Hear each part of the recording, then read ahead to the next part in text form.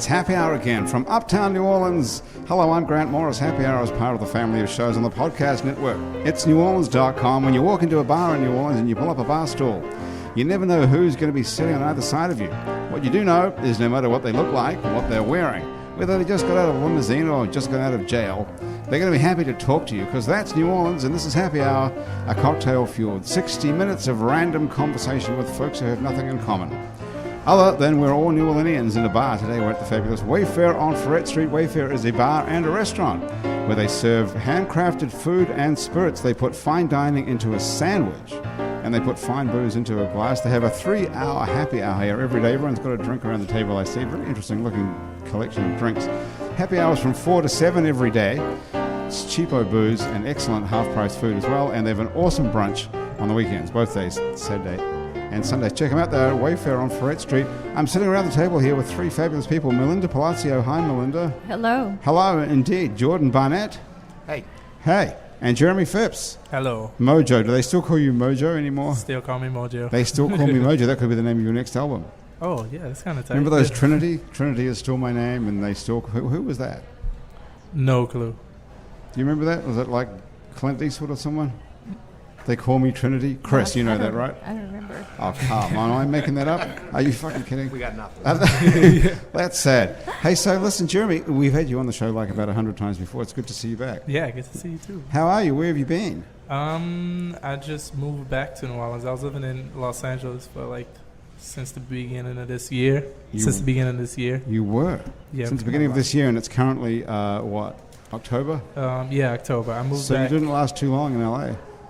Yeah, I've been there a while. Did you move to LA or did you just go? Oh, no, I moved out there. So you only stuck it out for 10 months? Yeah. What happened? You run out of money or car partially breakdown? Running out of money, partially just I wasn't playing enough music as I wanted to. Yeah. Partially, there's a lot of partials. What was the plan when you moved there? I was going out there because I was trying to do more production and I'm a musician and a lot of times in New Orleans I'm just playing trombone and playing a lot of gigs and stuff, and then I was trying to do more songwriting and production and all that world, and it's a whole nother world. And I did it for 10 months, and then now I'm back in New Orleans. So what happened? You got off the plane, and did you know anybody, or did you just have to get the bus? I drove there, and I knew 3 people. Yeah. And I kind of went for it, and it was a crazy, I guess you can call it journey. It was a crazy journey, adventure. Who were the 3 people? 3 New Orleanians or 3 local? 3 people from LA. One of them was born in Lafayette, I think. Okay. But I just met them on the road. We was on a long tour together, a year before, and then I was all right, I'm gonna just go for LA. I'm gonna just try it. Melinda, you live out there, right? I'm from Los Angeles, and I live part-time in Santa Barbara. You grew up in LA? Yes. So what would you think about someone getting in their car and driving to Los Angeles to find their fame and fortune? No one's thought of that before, Jeremy. It's a bit of an original idea. I wouldn't go back. You wouldn't go back? When were you there? When did you go up there? In the 60s, 70s, 80s, 90s? 70s. 70s? 80s. What was the drug of choice back there in the 70s in LA? I don't know. I was a kid. Oh, really? When did you leave? I left when I was 17 to go to Berkeley. Oh, okay. So you got out to go to Berkeley. That's pretty cool. So you grew up till you were 17. What part of Los Angeles? South Central Los Angeles. Straight out of Compton or whatever they say. Yeah. So that was... They don't call it South Central. They just changed the name. Now they call it South LA, but it's South Central. It's still the same. It would be like changing the name of some part of New Orleans because there's so much uptown, because there's so much crime in uptown, so you have to change it to something else. Yeah. So South Central LA, that was hardcore in the 70s when you were growing up there. That was a pretty serious situation there. Yeah, it was a bit like being on lockdown, and the helicopters would swoop in, and people marvel because I didn't spend my childhood outdoors. It was all indoors. Because of reading. Because our phones are talking to each other. What's up with that? Yeah. You spent your childhood indoors reading while there were helicopters flying. What are these red flashing lights outside here right now, by the way? Or is that the... Oh, that's a camera. That's Catherine taking photos. Oh, that's okay.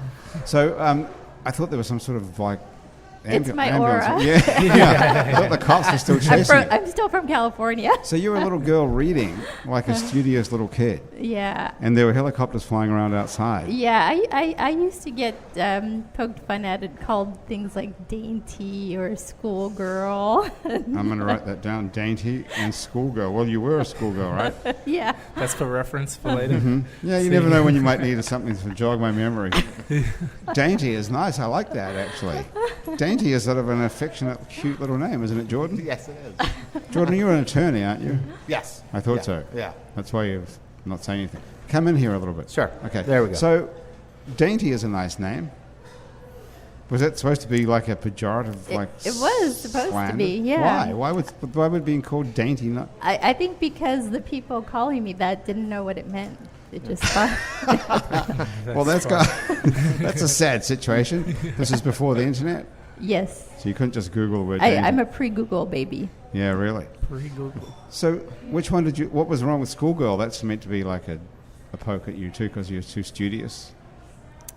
Well, when you're from the hood, it's not cool to be studious. It's not cool to be studious. Yeah, What's it cool to be when you? I mean, you actually grew up in the hood for real. Yeah. In the 70s in South Central LA. Yeah. So, what was it cool to be? What would be like to have a gun and to sell drugs? I don't know, because I wasn't one of the cool kids. I don't know is not really an answer. What do you mean you don't know? Of course you know, you lived there. And you know the word that dainty is not a nice name to be called in All right, schoolgirl. I'll tell you. The cool kids were the kids that didn't go to all their classes, that hung out in outside the schoolyard smoking.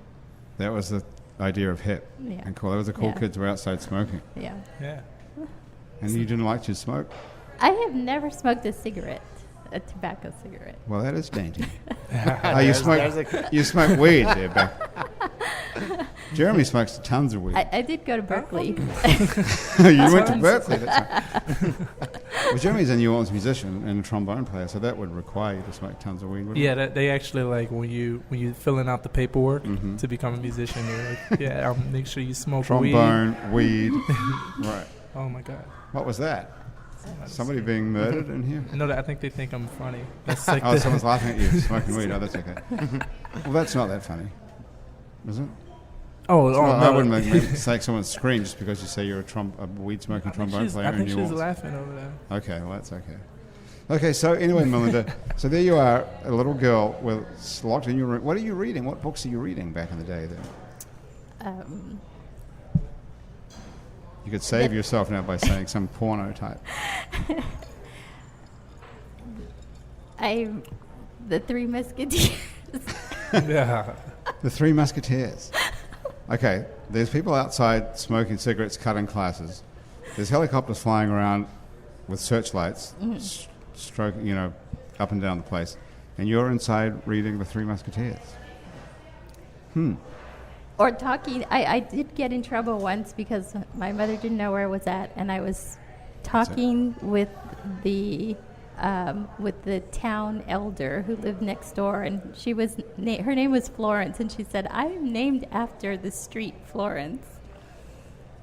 Okay. So yeah, that was the kind of trouble I got into. I don't know that the Three Musketeers is necessarily that dainty. I mean, right? It's a bunch of folks with swords running around stabbing people.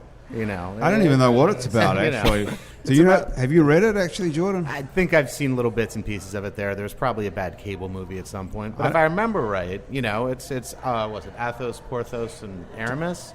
D'Artagnan. And D'Artagnan, and he's the fourth. They're four musketeers, actually. Yeah. And that's... come on, are you kidding? I mean, they're musketeers, right? There's got to be some violence in there somewhere, so, Well, there's violence, yeah. It doesn't mean that it doesn't mean that I am dainty because I didn't hang out with the cool kids.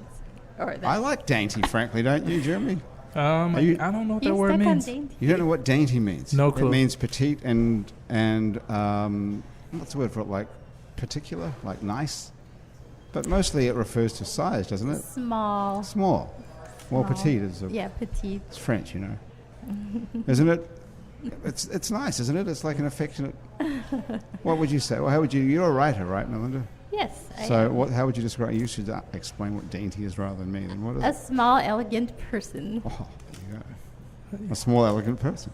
Yeah, that's nice. Well, you are a small, elegant person, aren't you? That's not the worst thing. Sure. Really, it's not the worst thing. Absolutely. It's a couple words. Well, when you're 9 or 7, and you just want to be called by your name instead of something else. Melinda. Yeah. That's a nice name. Yeah. What does it mean? Pretty? It does. It means dainty, probably.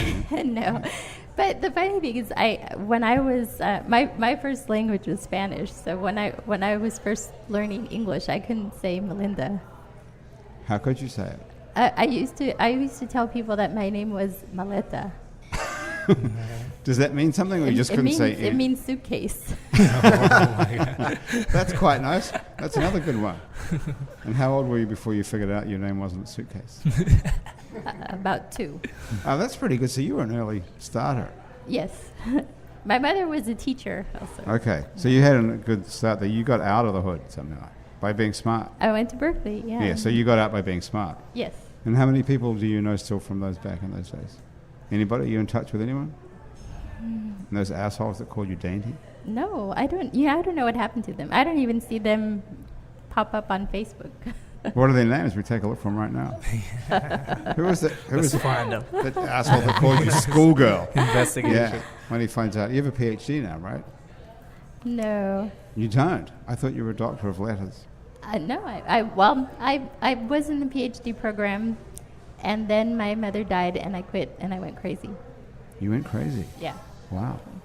You crazy enough But not to I'm, finish your PhD, or crazy enough? Not to finish, yeah, because I'm advanced in candidacy, so I just have to. I would just have to write the thing. You just have to write what? Just a dissertation? Yeah. That's all you need to finish. I mean, you've already written books. Look, you've got books here you've written. Why couldn't you just hand one of those in and say I did it? You need a better agent or manager.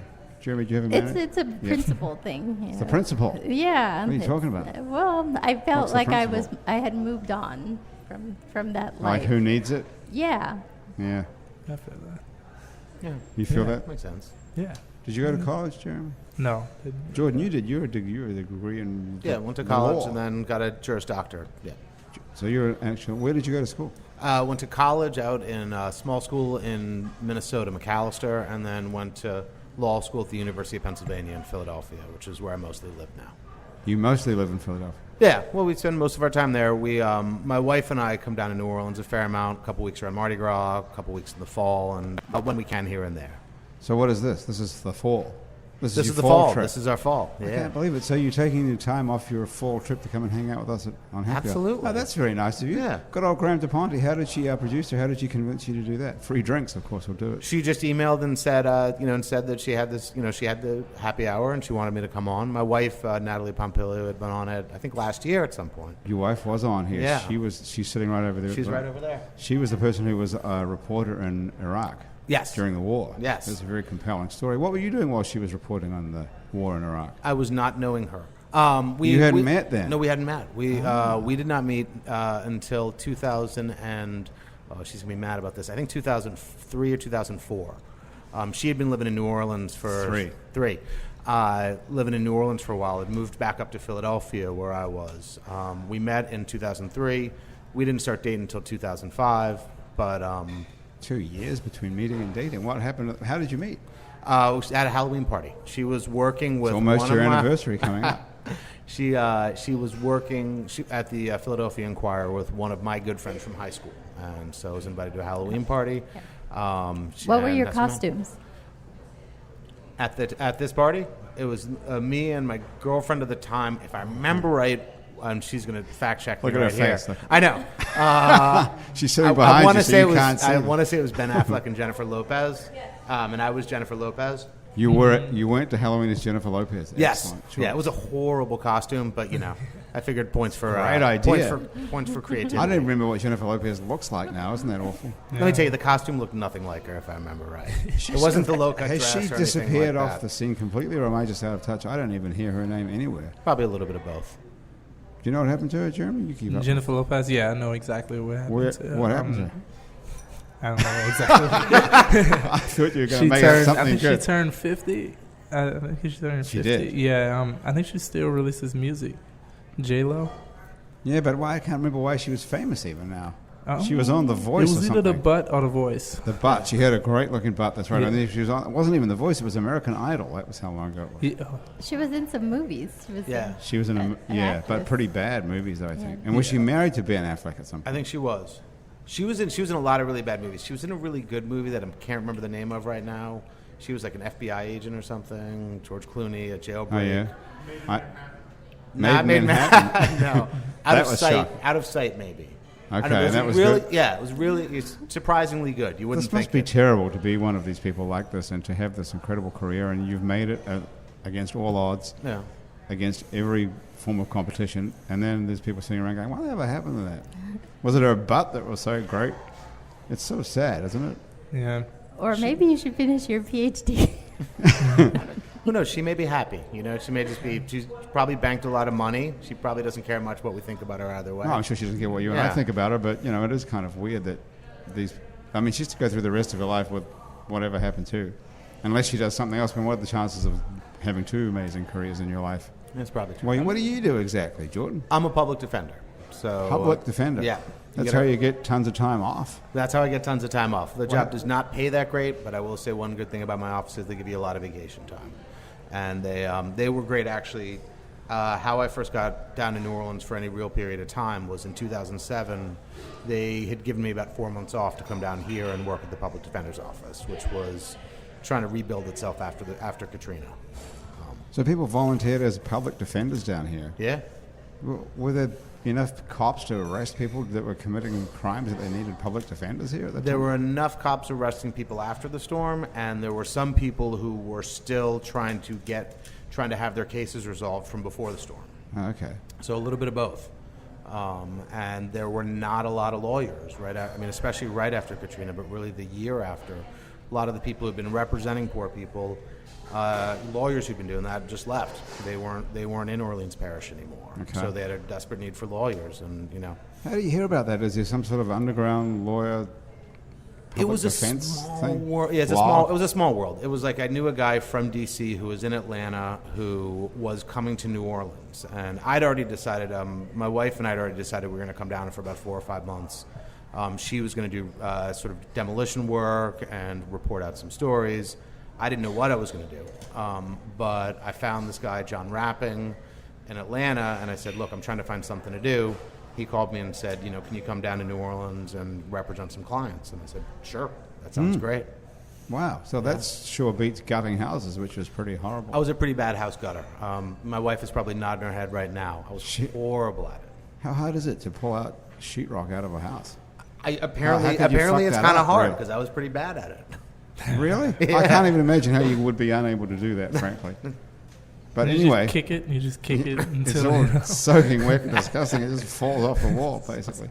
Anyway, so you defended people after Katrina. Yes. And then you fell in love with the city in the course of it. Absolutely. I'd been in New Orleans before, but it's sort of been in the sense of I was here for a weekend in the French Quarter, which, it isn't that much of the city. But we were down here for about 4 months. We were living right off of Claiborne. And we got here late January, and so it was right before Carnival season, and so I sort of got to see my first parades. I got to. My wife was riding in Muses at the time, so I just sort of parked myself at Napoleon and St. Charles, with knowing nobody. But I was like, all right, there's parades, and so That's a good thing about it. You don't need Yeah. to know anybody. Yeah, and it was a blast. And after those 4 months, fell in love with the city. And a few years after that, in late 2010, we bought a little condo here and tried and make it down as much as we can. Oh, cool. Okay. Yeah. What do you do in Philadelphia? You're still a public defender. Still a public so when you defender. come here now, you don't do anything. You're not Well, when I doing- come here, I sit on my butt. I come to happy hours and I talk on the radio. Hey, nice. Pretty good deal. So, Melinda, how did you get here from via South Central LA and then Berkeley and then Santa here? Barbara. Santa Barbara. I wouldn't have left Santa Barbara if I'd got that in the mix, I don't think. Yeah. My husband, Steve. He's sitting over there. So Yeah. your husband's sitting behind you, and Jordan's wife is Yeah. sitting behind him, but they're not sitting at the same table, strangely. Yeah. Okay. He's from these parts. So he's working on his iPhone, on his phone there, and, your Yeah. wife's reading a book. Yeah. Jordan, okay, that's a pretty riveting conversation we're having here, apparently. I guess they've heard it all before. So how did you meet Steve? At a writing workshop. Aha. Writing with a T, not writing with a D. Writing. Yes. So he's a writer too. He is. So you're both writers. Yeah. How does that work out at home? You have to both work at home all day? We do. It's wonderful. We have separate offices, and he also is a computer programmer. So Oh, that's very handy. yeah. So he's my tech guy too. Very good. And can you make a living out of writing this kind of stuff? Poetry? And what else do you write? I mean, I'm looking at these books here that you're leaning on. So you have an earring there. Novel. Yeah, I took Took my the earrings off. Yeah, because Yeah. of the Headphones. Yeah. And the novel. So what are these books? Tell us what they are. Okay, This is a novel. This is a novel about immigration in Arizona. Jesus Ocotillo Christ. Dreams. What side are you on the immigration? You're on the anti-immigration, right? Like that Sheriff Apaya or whatever his name is. No, but That's how to get famous in America. Sheriff Joe plays a part in this book. It's set in Chandler, Arizona, and Did you live there at some I point? did. I lived there for 4 years. So What does the word Ocotillo mean? it's a cactus. It's a cactus. It's Yeah. called Ocotillo Dreams. Yeah. And is it? Are you in it? I mean, are you a character, or is it is it a first person No, type it's thing? fiction. It's a novel. It's a total novel. It's fiction. I'm not in it. I am in How Fire's a Story Waiting. This is my poetry book, Okay. and this is a portrait of me. It is. It's sort of not. It's not all that. Well, I guess it looks a bit like you if I squint and look at my glasses. Who painted that? Margaret Garcia. Okay. She's a painter in Los Angeles. So this is How Fire is a Story Waiting. Yeah, it's a book of poetry. Right. And they're separate poems, or they're connected. They're all separate. Okay. So, but the novel, that's a big deal to write a novel. And these are all published by legitimate publishers, or did you publish these yourself? No, this one is published by Arizona State University. Okay. So it's a university press. And So that's a real deal. yeah, they're all real deals. And then this is a book, crap. Folsom Lockdown, and it won a contest through Right. Kulipi Press. And they're poems that I wrote after visiting my father in Folsom Prison. Okay. So you're So there's hunkered. How old were you when you visited your dad in Folsom Prison? I was 30-something. Oh, was it the first time? Was he there for your whole lifetime, or No, he was he there. just went in Yeah. for a while? What did he do to get sent to Folsom Prison? That sounds bad. Well, he shot at his girlfriend's car, so it was attempted murder. So shooting, is it illegal to kill a car in California? Jordan, is it an attorney? I don't know about California. Philadelphia, I think you're probably okay with killing a car as long as it's yours. I would think here. I mean, there's a lot of cars with bullet holes in them here, for sure. Yeah. So he didn't actually shoot. No bullet hit anybody. No, but he was in there for 9 years for attempted murder. 9 years. Yeah. Okay. Here's Graham DePonte. She could have got him off right there. Hey, Graham. Just come to say hi. Hello. Hey, how you doing? So, okay, so he didn't. He fired a gun in a public place on a street. I think if he didn't have dark skin, and How dark was it exactly? What'd you say? well, like skin color. His color. Same as Jeremy's. Yeah, same as He's Panamanian. Okay. I can't shoot cars. That's another thing I can't do. Can't swim either. And he's bipolar, so it's a whole thing of. Jeremy's not bipolar, are you? Everybody thinks they're bipolar, but some people are actually bipolar. And Your dad is bipolar. Yeah. How does that play into it? That would be a defense, I would think. Right? Well, that's why he got mad. No, I think rather than treat people that have mental illnesses, they end up in prisons. Yeah. Especially if you're black or Latino. Right. So he's a Latino guy who shot at his girlfriend. How old was he at the time? He was about 50-ish. Right.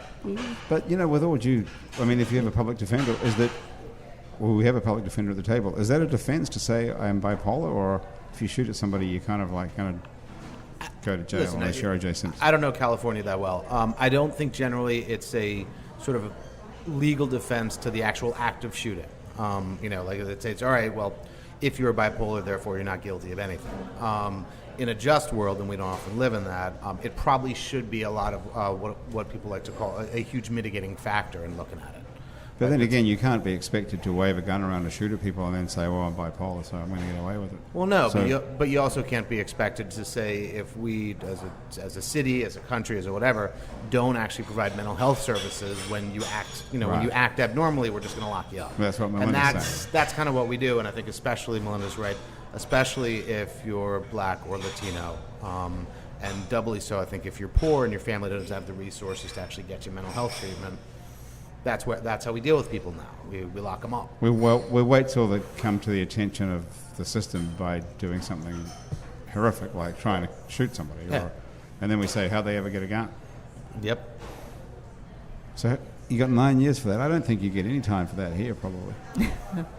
Do you think? It was in the wrong place at the wrong time, I guess. Yeah, that's terrible. So Folsom is meant to be it's meant to be a horrible place. If you Didn't Johnny Cash go to? Folsom prison. Yeah. So Jeremy, is your brother still in jail? Yeah, but there's What's been the like latest? there's some lawyer stuff happening, and like there's been like a Huffington Post article, and like Oh, really? and like in all those big news websites and stuff like that is like covered it and stuff, but we're just waiting on the word. Like we actually were supposed to find out in October. That's partially the reason why I came back, because I want to be with my family while they find out like the big news. But yeah, everybody's like working on it, and it's like so close. It's like closer than we ever been. So tell these guys the story briefly. Then what happened? It's an incredible story of injustice. I'll try to tell it. It's kind of hard to tell. Like Yeah, I know. in short, but in short.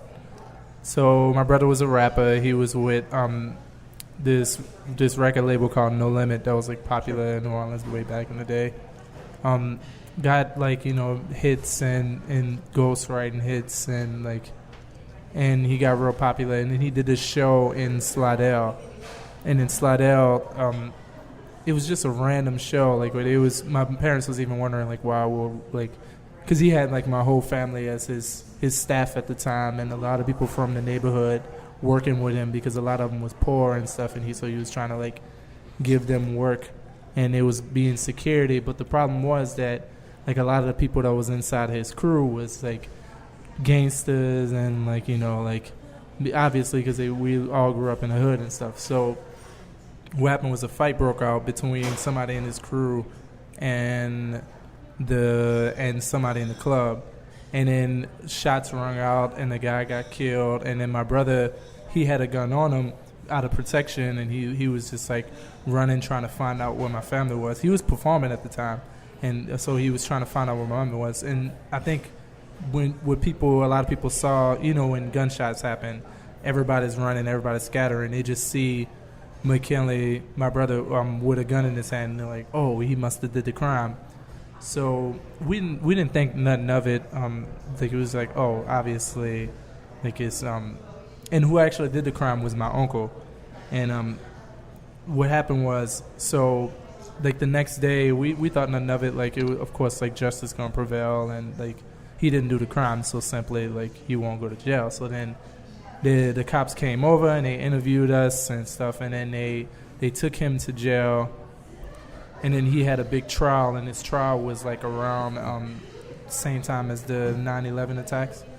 And then they did the big trial, and we still was kind of like laughing during the trial because it was pulling out rap lyrics inside of it was like, oh, he says it in his song, like gangsta, like murder, murder, kill, kill, like it's right in the song.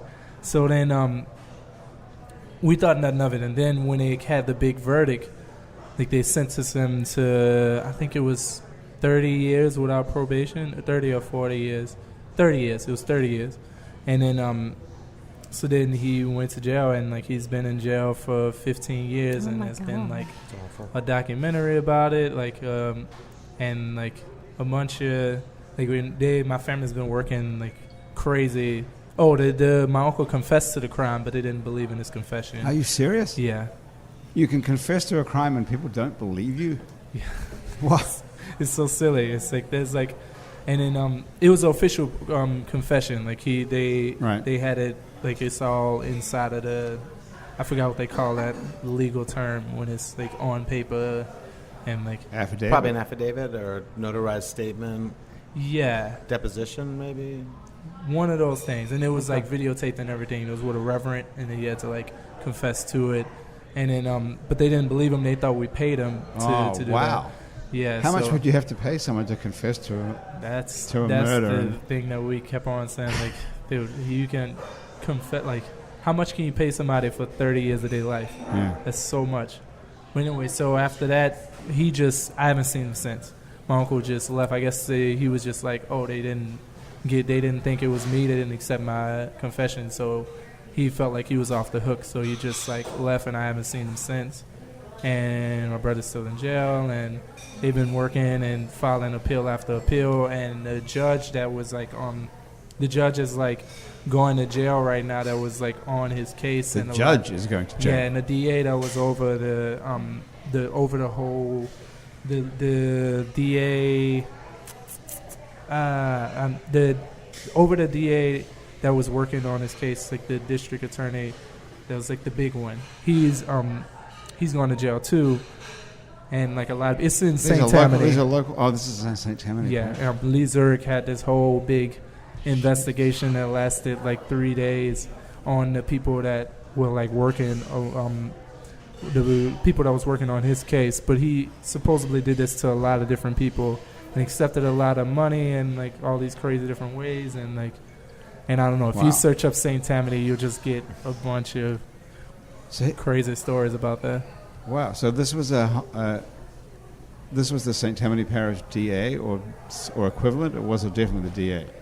It was over the DA. There was the DA that was working on my brother's case, but then there's like something DA.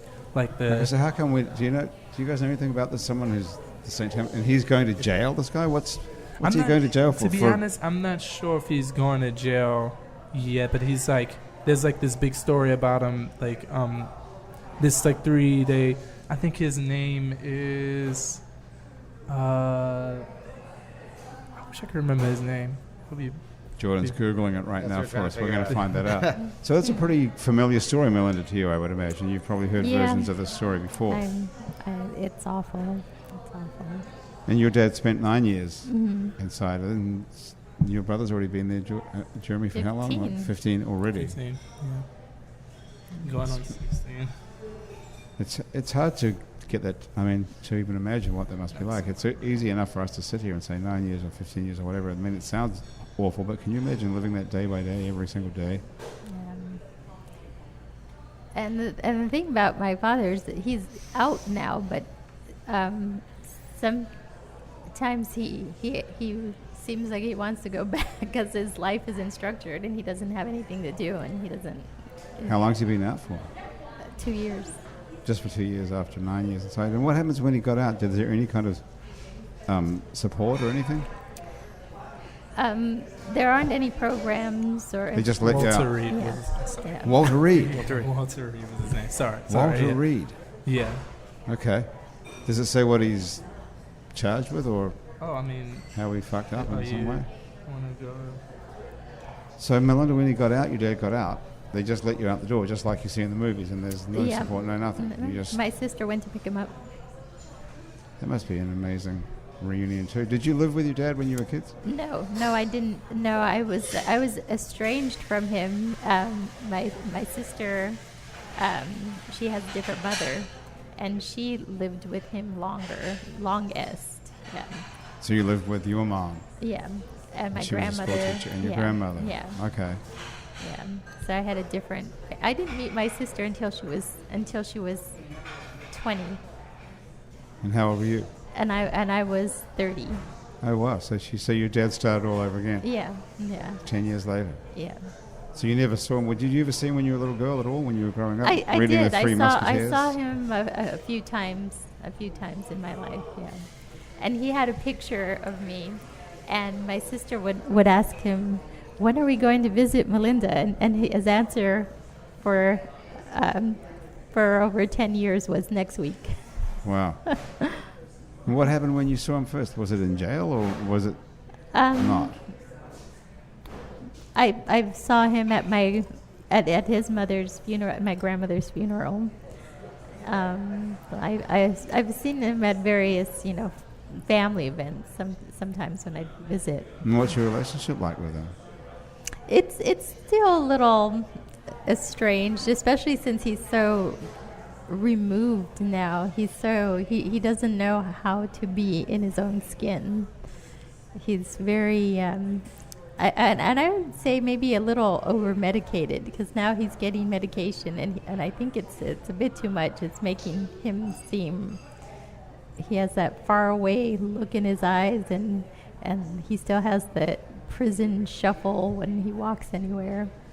And is there anyone who cares about him? Is someone looking after him? Yeah. My sister is his guardian, and so she's always she does a lot for him, and he spends a lot of time at her house, and she's a nurse.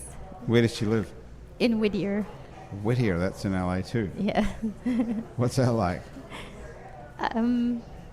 Well, Whittier is now it's considered it's a little further. Somewhere between Whitty and Whittiest. Yeah, it's considered a more stable neighborhood than she grew up in Bellflower. Bellflower? Yeah. Okay. What's that? That sounds nice, but it's probably not. No, that's still the outskirts of the hood, You grew up in the actual hood, in the target. Yeah. In the bullseye of the target. Yeah. South Central. Uh-huh. And then Bellflower's slightly better, and now she's escaped to Whittier, which is better. Yes. Okay. But it's far. It's far from anything. It's in the outskirts. What's your dad doing with himself every day? Nothing. Nothing. No, that's the I'd problem. love to do that. That must be great. Well, you would think Yes, that he I would be would. happy, but he's really not happy. So I keep suggesting things that he could do, things that I enjoy, like going to yoga. Or, yeah. That would drive Look, me Dad, crazy. you spent 9 years in jail and you're over-medicated. What about going to yoga? That sounds Yeah, like it might put him in touch with his body, his mental, his overall. This is what it does for you. It does. Right. I've been doing yoga for over 20 years now, Whoa. and people. It's calming. Yeah, well, it's both calming and energizing, I think. Yeah. What did we do before yoga? There was a time in America when people didn't even know what yoga was. What did people do before yoga? Booze. That's the American way, booze. Because everyone's doing yoga now. It's Well, I think there was the meditation. There was TM. yeah, but that was fringy sort of People stuff. were always doing yoga, right? Though yoga. I don't is know. Like I never an heard about it ancient- till like 10 years. It's Yeah, a- but I mean, in India they've been It's doing 5,000 years old, so Right. I think people I were think doing. I think Seinfeld was out back in the 90s. So he didn't need yoga. That might have been it. You could watch Seinfeld and relax. Yeah, At 7 o'clock. There's some good sitcoms in the 90s. Like, it's way better than now, I feel like. Do you think they took the place of yoga and relaxation? I think so. People could watch something good on TV. I remember my yeah. mom doing I some used type to of li- meditation. She used to, when she would come, she would sit in the dark and sit in cross-leg position and kind of om and kind of meditate. I guess that's meditation and yoga. Yeah. It seems to me just to have showed up in the last 10 years or so. How many yoga places in New Orleans are there alone? You can't turn a corner without seeing another yoga studio. Do you go to yoga, Jeremy? I used to go. I don't keep up with it at all. Like, I go maybe once every 3 months. I think you're supposed to practice frequently.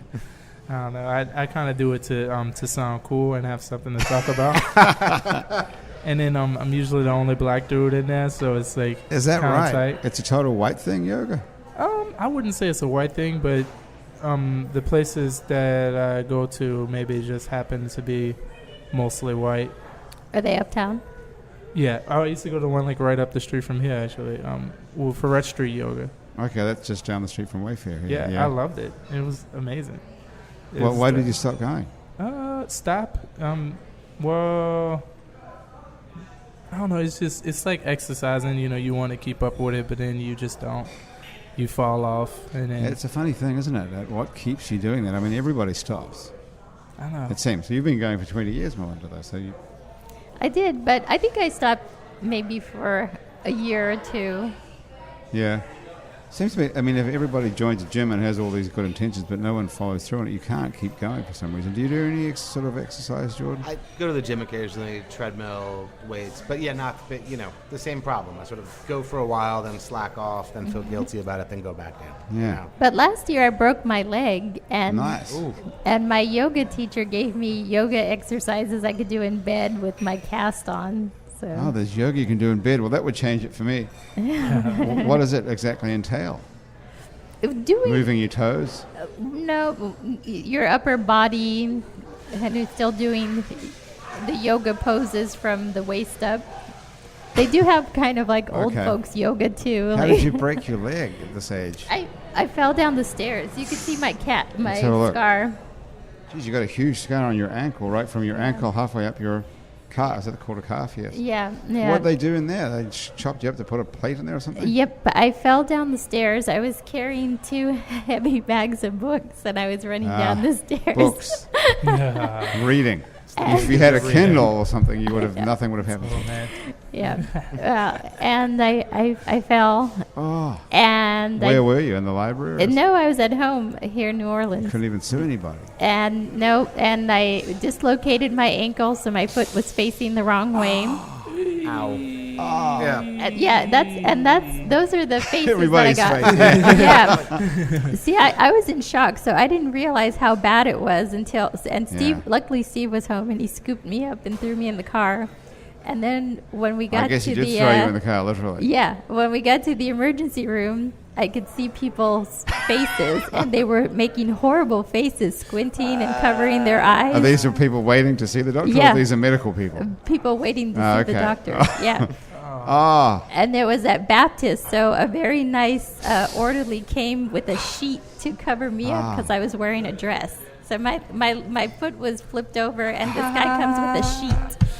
Oh. Okay, now we're all seeing the same thing. We're all seeing this image of your foot pointing the wrong way, going backwards. Yeah. But what happens to the skin, actually? Is it all twisted? Yeah, it's just, twisted. Twisted. It's kind of like... But the skin on your foot, I mean, it's not, like, even if you're... if you want to see later, I have visuals. How much later do we have to wait? I have pictures. Where are they, on your phone? Yeah. Yeah, dig them up. Oh, okay. That'll be great. You took photos on your phone. Did you put it on Facebook immediately? Yeah, can we just look the other way? I'll take a look and I'll tell you if it looks too bad.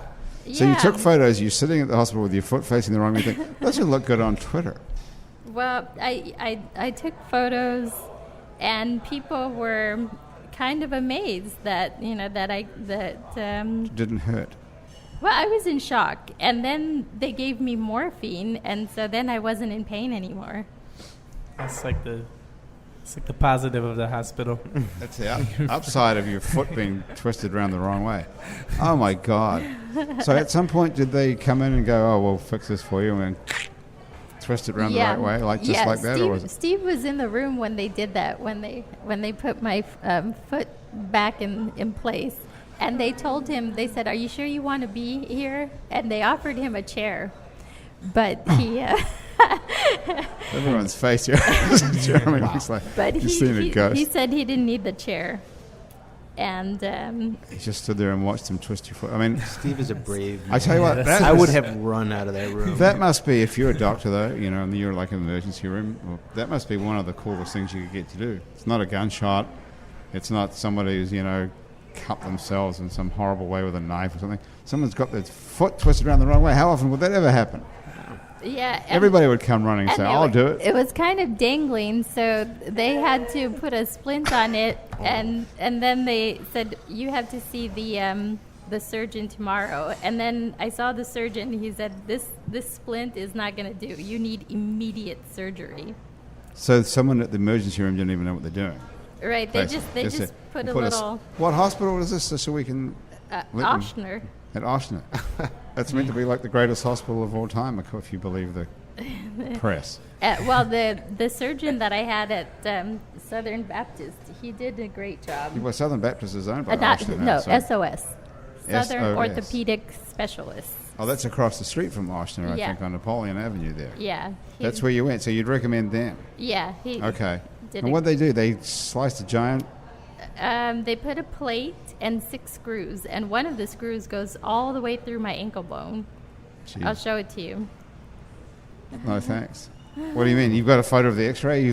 While I you're ha- looking for those photos I of have your foot twisted around the wrong way. I have a photo of the X-ray also. Okay. Yeah. How long ago was this? Last year. Just last year. Yeah. Well, you've done pretty good. You're not limping yeah, or anything. I'm not because of the yoga. See, Oh, the yoga's the yoga in bed Okay. because of the Yoga in bed did it. Hey, Jeremy, we haven't heard a single song. Let's take a listen to something. What do we have lined up to play from you? What are you doing these days? Do you still have St. Bell, the band, or Yeah. are you on your own, or where are we hearing you play now? The St. Bell's kind of like taking a different. So I'm kind of like, I don't know. I'm not really performing as much live. I'm just like kind of doing. That's kind of like my little thing, for myself. But I just started a band and Oh, you did? yeah. Okay, because we can't live without you forever. Yeah. You're a No, talented musician. It's not fair if you don't ever play. Oh no. What's the new band like? What's it all about? I just was like, man, I'm gonna get like everybody, like all my favorite people on every single instrument and see what happens. And like I've been getting into like collaboration and like starting a team as opposed to like doing everything myself because like that's my usual. I just want to do everything myself, you know. Allegedly, you would think that somebody who's a specialist at certain instruments would be better than you are at them. Is that right? Or can you play as well? Yeah, that's very true. But I mean, when you're writing songs and stuff, a lot of times you can do. Most musicians can like do just enough to get to by. to get it to write and then the song. with all the technology we have now, like you can do whatever with like I can play an instrument. Oh man, I got something. But yeah, you can like it's so easy to learn instruments now, like with YouTube. Yeah. And Can you play those instruments well, or can you just play them well enough? well enough? Right. So then, if you get someone who's really good, then you can replace your part, and they can make it even better. Do something with it. Yeah, but at the time I was just doing everything myself. Like I Right. would just play all the instruments. I would sing. I would do everything myself, and I still love to do that. But like now I'm getting more into like having like seeing what other people creative ideas are and stuff. Hey, what happened to your girlfriend? Do you still have the same girlfriend at the time who was in the band called Social Set or something, as I remember? Oh no. Or was she not your girlfriend, really? What she was. Okay, here it is. Oh, great. Yeah. I saw it. Jesus, hang on a second. We're looking at this photo. We have to put this photo up on our website. Go take a look at this at itsneworleans.com. Is that your foot turned around the wrong way? It is. It is. So Holy- here's another angle. I can't even figure out what's going on. Can you understand what's going on there? That's what You look really happy. Yeah, it doesn't look too bad. You look as happy as anybody would be. Let's see the Is wrong that the way morphine one. or Okay. Let's see the wrong way one again, because I couldn't even figure out what's going on there. That just Yeah, looks. it's like looking at the I can't. I don't know if you So remember. that should be. Oh my God. You remember those- Okay, that's not even You know funny. what this Really. sort of looks like? No, you know what? This might be a stretch, but you remember those? They would show you like an elbow, and it looks like cleavage, and it'll be like, is this cleavage or not? Right, and right. if you like a so real that, man, that you was can the figure it out. splint that they put before the surgery, before they. Wow, this is really looking like something out of a like house or something. Holy shit! Oh, Who man. took that photo? Steve took that photo of you lying in He bed. must have. You don't remember much about this? No. But I did take. I did document. Document the journey.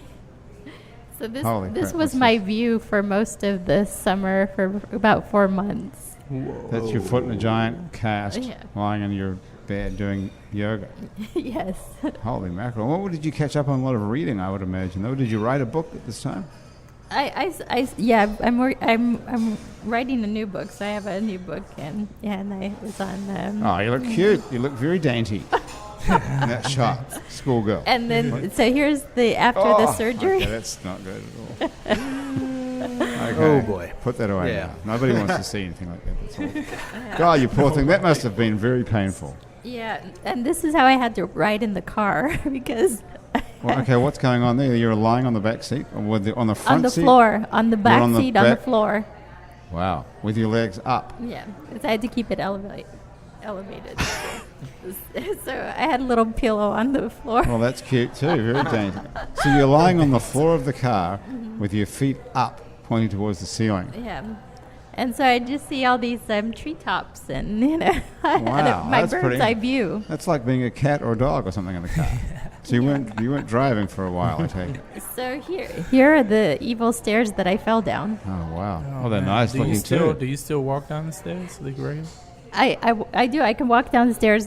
The carpet is pulled up, gone. Carpet that I slipped Carpet on. was the culprit. Yeah. It's a nice looking staircase. It's in your house. It's a nice house. Yeah. You should Beautiful. come Where by. is it? On Webster and Chaptoulas.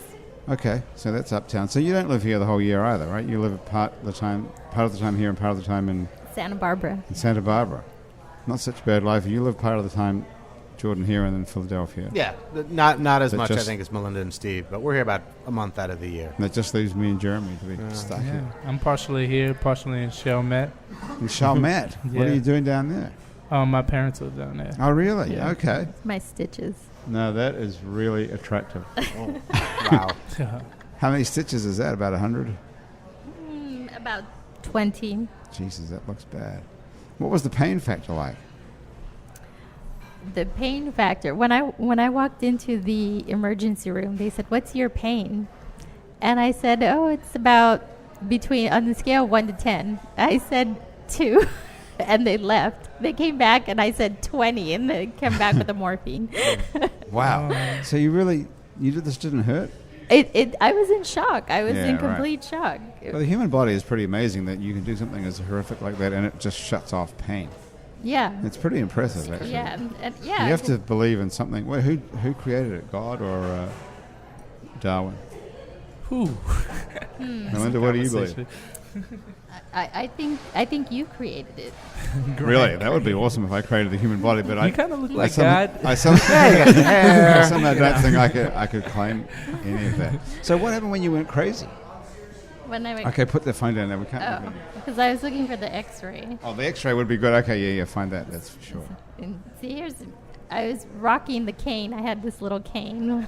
You look like you're having the best time ever with all It's these so photos Look lying happy. on the car Yeah. floor. It's weird. In all of the pictures, it looks like you're smiling or content. I think if I'd done that, I would be frowning the entire time or throwing something at the camera. So I'm impressed. Oh, thank you. Yeah, it's very impressive in the face of adversity. So what happened to you when you went crazy? You said you were doing a PhD at Berkeley, which is pretty impressive right there by itself. No, I did my undergrad at Berkeley, and I did the PhD at UC Santa Cruz. Oh, okay, even better. On the beach. So what happened to your mom? She died in unusual circumstances? Or She died of a rare disease called Wegener's granulomatosis, and she was misdiagnosed by Kaiser Permanente. Oh my goodness. So she was being treated for the wrong thing and poisoned, and so. What yeah. is Wegener's? It's disease? It's a kidney disease, a very rare kidney disease. But Can it be But if they cured? had caught it, she could. Yeah, if they had caught it, they could. She would still be Yeah, here. You yeah. can cure it. Yeah. So yeah. what did they think it was that they were treating her? They didn't want to believe that she was ill. She was saying, they were treating her for allergies or a cold. And she had a fatal kidney problem. Yeah. Well, does that mean that you could sue Kaiser Permanente? I did sue them. You Yeah, did? I did. How'd that work out? It Public worked. defender? Yeah. Oh, I just do criminal stuff. Oh, okay. You want to go after? Did you sue them Yeah. successfully? Yes. I Okay. did. I did. Well, congratulations on that. Not that that's going to bring your mom back or make But- you sane, but Yeah. how much did you get out of the bastards? Can't say. No. Shall we take a guess? Everyone write down a number on a piece of paper. Whoever gets the closest. Is it in the millions? No. Anywhere near $1 million? How can you put a figure on No, it wasn't- misdiagnosis? Yeah, that's. You What know, is the How can you figure? put a figure on your mom? Well, yeah, that's what I mean. Your What is parents or your what kids? figure? How do they work that out, Jordan? What's the legal I foundation for that? Again, I mostly do criminal work, but what they look at is, I mean, and it depends. If it's in front of a jury, they go back in a room and they think, how much is a person worth?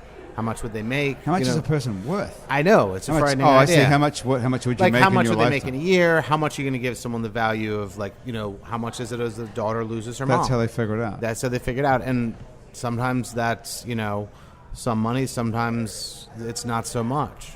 People can be pretty heartless. Okay, here's my X-ray. That's my leg. Oh my God! So And- what's that? That's your actual bone, and that's your other bone. Yeah. And then this white thing that's going right through it is a screw. Yeah. So these Whoa. are all screws. And the plate, and you could see where I broke it. That's where I broke it. Oh, right here. It's a clean break, Wow. at least. It's a nice Wow. angle, almost like you cut it with a saw. Yeah. And when you go through the airplane TSA thing, does it go off? No, it's titanium. Titanium. That's. Lightweight. Yeah. Nice, okay. So you could make a bomb out of titanium if you're thinking about that and get right through. Well, that's interesting. You can make them. And now we're all on the watch list. Yeah, right. Yeah. Okay. So where was I? Can you remember? No. You're going crazy. What does that mean, you went crazy? Did you really go crazy? No, You just lost touch. No, it just meant that I decided that I was going to leave my life as and Right. So it's I- not I really was- going crazy. no, it's I just was- putting things in I perspective. was somehow. in bed. Changed. I was in bed for 6 months, longer than I was for my broken leg. Well, it is really upsetting when something like that happens. Yeah. When you lose your mom, and she's young, obviously, Yeah, yeah. and that she was you weren't expecting it. You must have gone through a lot of emotions, I would imagine. I did, and so at the time I decided to leave the academic world and start writing. I writing about other people's lives, and I worked for newspapers, and that's how I did some of the research for Ocotillo Dreams. Ocotillo Dreams is the name of your book. Yeah, And where can we find that? On Amazon.com? sure, everywhere. Okay. Octavia Books. Octavia Books here in New Orleans, so Yeah. you can actually go buy it in an actual bookstore. Yeah, and Garden District. And Ocotillo is spelled Ocotillo. Yes. And it's a cactus in Arizona. And it's pretty timely, I would imagine, because the immigration question is not going away anytime soon. Correct. That's yeah. for sure. Yeah. And, Steve had an interesting marketing idea. He said, well, you should get yourself arrested by Sheriff Joe, and then you'd have a bestseller. Wouldn't probably be that hard to do. No, but I didn't. I Why don't you didn't. deal him in on it? I didn't want all that drama. Not really. You wouldn't want to be I've had arrested. enough. You wouldn't want to be arrested I for. have had enough But drama. you're an American citizen. You were born in the United States, so it'd be a bit hard to get just because you look Hispanic. Is that enough to get in Arizona? to Well, get there would screwed be. I could do. There would be. It wouldn't be an immigration issue. I mean, there's plenty of ways to get arrested, right? Or to get it. If you protest at the wrong locations, or if you. I don't know if you're going to get much mileage out of that. Yeah. That's too risky. You need to do something on the border, like bust through the border or something. Oh. Don't you okay. think, to me, to publicize a book about immigration, I don't think getting arrested for jaywalking is going to... Look, Get much. I have a picture of my mother. Oh, my goodness, she's cute looking too. Yeah. Yeah. At 1019. She's dainty as well, right? No, 70. That was our house. What does it That not was say? the That address. does not say 1019. It says 7019. That was the address of the house. Lucky I'm not your mailman, because I wouldn't have delivered anything. That was the address of the house in South Central. Yeah. Ever see anyone get shot? On that same porch, that's my grandmother's house. There was a drive-by shooting and 3 boys died. Did you see it? Or Yeah, You saw that? You saw that? I was. You were hanging out on the porch Yeah, it was. when somebody drove by, shot these 3 guys sitting on the same porch as you. Okay.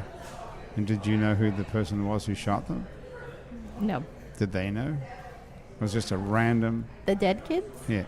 They might have. Wow. I don't know. That's a pretty good note to end on, don't you think?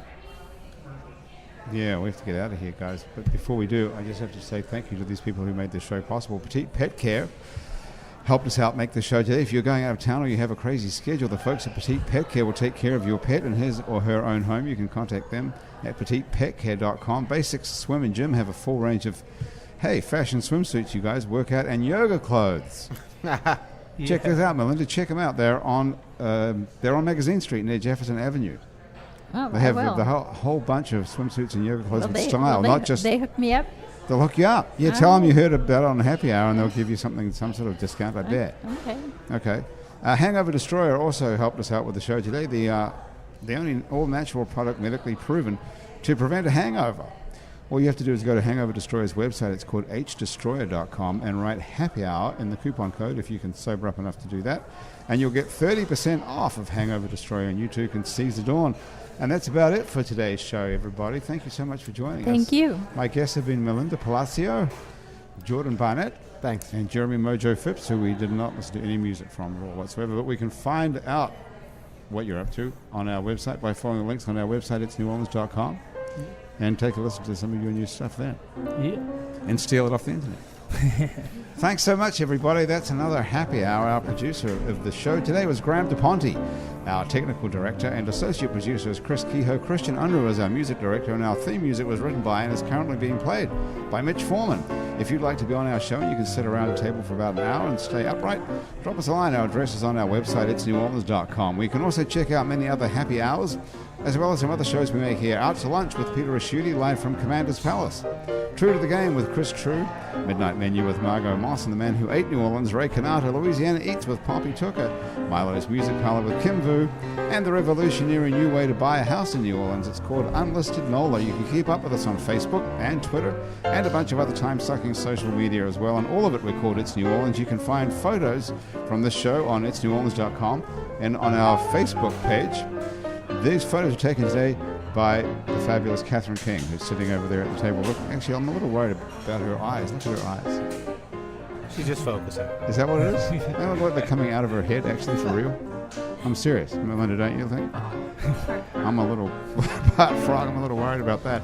If you're listening to this show on iTunes or Stitcher or some other podcast app that you prefer, thanks for subscribing to us. Take one moment, if you have got it, to rate and review us. That helps other people find us. Our show was recorded live today at Wayfare on Ferret Street, where they put fine dining into a sandwich, fine booze into a glass. They have a 3-hour happy hour every day and an awesome brunch on the weekends. Happy Hour is a production of INO Broadcasting for itsneworleans.com. For Andrew Duhon, who's on the road, but we'll be back here next week. I'm Grant Morris. Thank you so much to everybody sitting around the table here at Wayfare. Hello, that's what I say to you. And also back at our office at INO Broadcasting. Thanks for joining us. We'll see you back here next week on Happy Hour.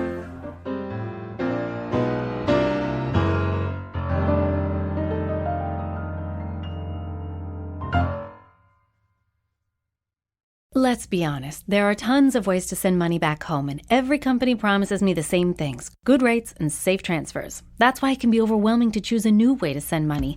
I switched to Remitly because I can track my money every step of the way, which means I know exactly when my mom will get her money. And with their extensive payment network, my mom can receive her money in a way that is more convenient and safe for her. You should check it out. Go to Remitly.com or download their app to get started. Remitly Inc. is a licensed money transmitter by the state of New York, California, Massachusetts, and other states.